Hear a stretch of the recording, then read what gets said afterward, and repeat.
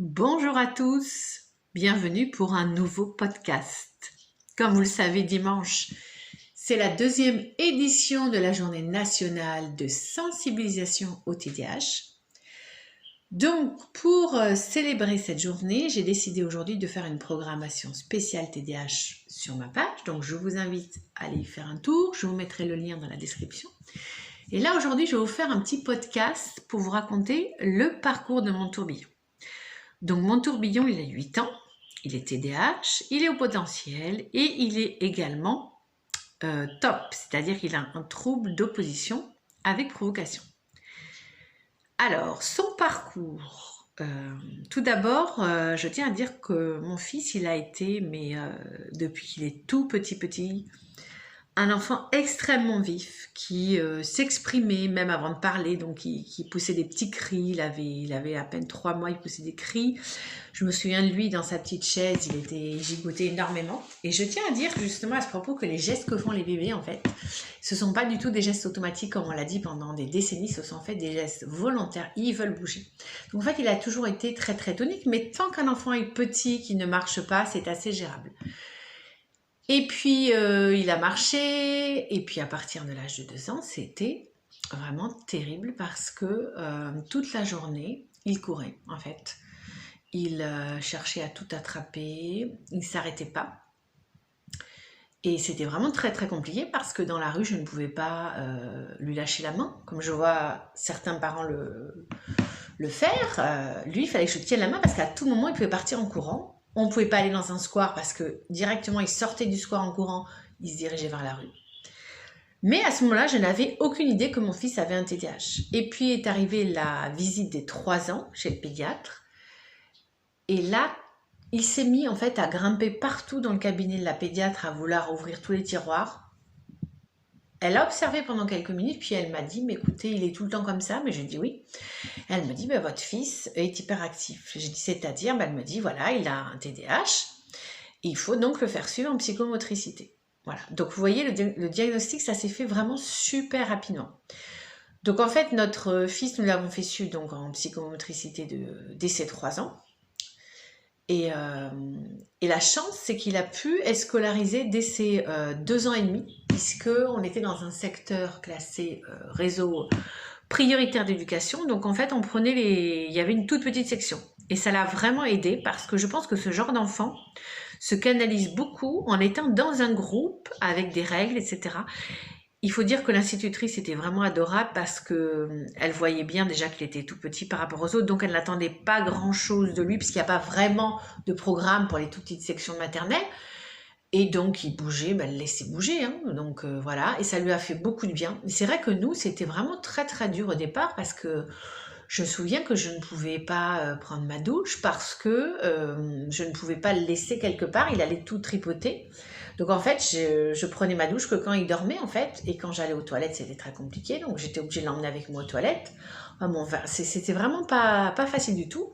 Bon, à part ça, c'était un petit enfant plein de vie, absolument craquant, très tendre, mignon comme tout, qui aimait beaucoup bouger, chantonner. Mais c'est vrai que c'était pas évident, notamment pour tout ce qui était le rythme voilà, du quotidien, puisque donc c'était un enfant qui était bourré d'énergie en fait. Et je me souviens d'ailleurs le soir, il n'arrivait pas à dormir, il sortait de son lit, donc en fait j'avais fait une technique, c'est que je me postais devant sa porte, et du coup quand il ouvrait la porte, je faisais un petit peu une voix sévère, puis je lui disais de retourner se coucher. Bon, ça fonctionnait pas mal.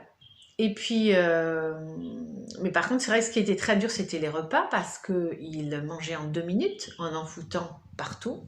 La moitié de la pièce était remplie, voilà. Et donc, en fait, c'était très compliqué pour manger parce que lui mangeait en 2 minutes et moi, j'ai besoin bien de 30-40 minutes. Donc, en fait, le reste du temps, il courait partout. Enfin bon, c'était vraiment la galère. Mais au fil du temps, il a commencé de plus en plus en fait à être capable de se poser, de s'apaiser. Et là maintenant, il a 8 ans, il est en CE1 et ça se passe super bien à l'école. Il n'a pas besoin d'AVS et il n'a jamais eu besoin de médication. Alors que au départ, mon fils, franchement, avait un TDAH très fort. Donc moi, ce que je voudrais vraiment dire, c'est que la psychomotricité, il faut la démarrer très très tôt. Ce qu'on a pu faire grâce à cette pédiatre qui venait de se former sur le TDAH. Donc, ce n'est pas le cas de tous les pédiatres. On a vraiment eu de la chance. Et vraiment, c'est la psychomotricité, c'est vraiment la thérapie reine pour le TDAH parce que ça traite tous les problèmes d'impulsivité, d'attention, d'agitation motrice. C'est vraiment très très important parce que ce sont des enfants qui n'ont absolument pas de conscience en fait de leur corps. Ils ont besoin d'apprendre qu'il y a des limites en fait. Et la psychomotricité va vraiment les aider à relier la tête et le corps. Et c'est vraiment l'idéal. Et on a vraiment vu au fil du temps que notre enfant petit à petit vraiment s'apaisait de plus en plus et était capable d'avoir un quotidien de plus en plus normal.